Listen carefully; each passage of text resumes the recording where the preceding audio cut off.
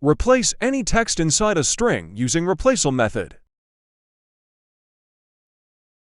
Here you can see cats replaced with dogs. 2. Number separator. You can use separator for your visibility.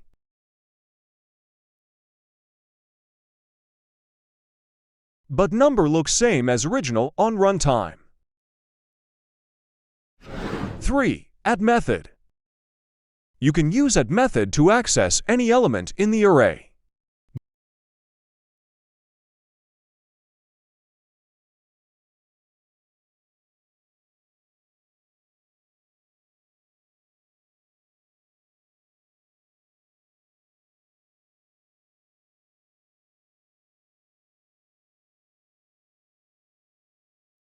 You can now use negative indexes to access last element in this JavaScript method, which was not available before.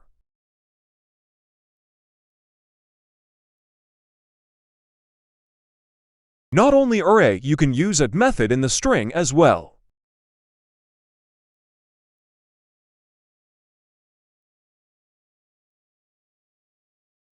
Use negative indexes to access element in reverse order.